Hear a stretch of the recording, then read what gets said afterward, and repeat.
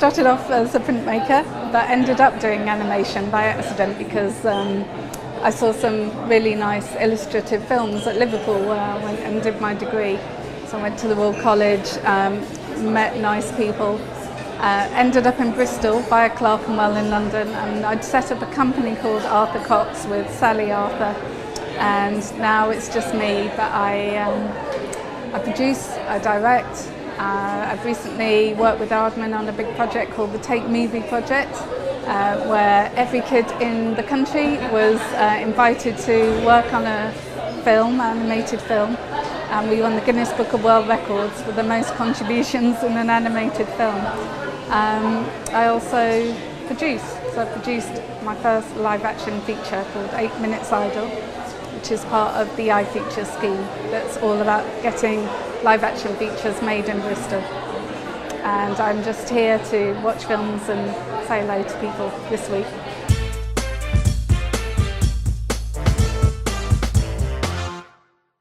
So the Tate thing was, it was strange because I'm a freelance director at Aardman Animation in commercials. So the Tate thing came back through Fallon, it's a commercial advertising agency, and they had an idea that they were going to get every child in the country to make a film. So it was like a massive mad mission. And so the idea was passed around Aardman, and I was the one that went, I'll do it. And then we decided we were going to get kids to write the script as well. So we ended up on this huge journey with a bus going around the country, a website that we built specially, workshops all over the Tates, every Tate in the country, and we got drawings, music, ideas, everything from children aged between 5 and 11.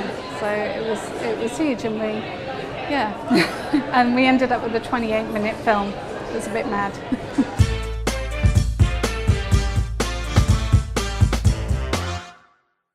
Quite interesting because when I was very little, we didn't live near a cinema. No, it's a good question. Didn't live near a cinema, but my dad used to have this Christmas works party, and they had a projector there, so they projected films, and they'd show a Disney film every year. So I think it was Lady and the Tramp, the first one. I think it was that. But there was, different ones each year. 101 Dalmatians was definitely one of them, and I think the fact that I'd seen it on film and not on television made a massive impression on me. So I was probably about 4.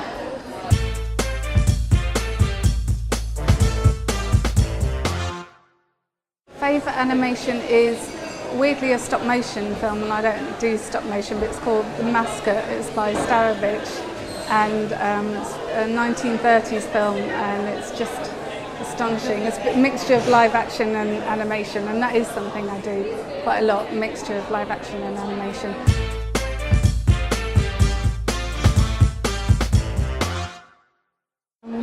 I don't know, the Tate was like the Itch of the Golden It was like, if I hadn't worked on that, I'd have been gutted. So that was like the best job I've ever done, and I think I probably wished I'd worked on Yellow Submarine maybe, which is just because it was, it's probably one of my favourite feature animations. And it was a big influence on Itch of the Golden It in a kind of mad journey with lots of locations and lots of characters. So,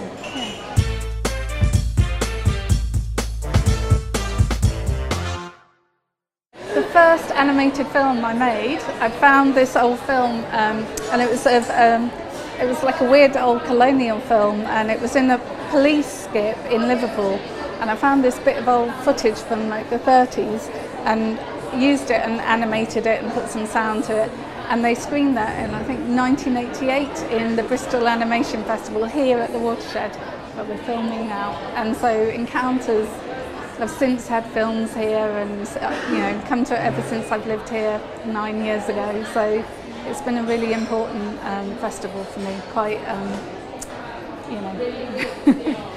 quite touching.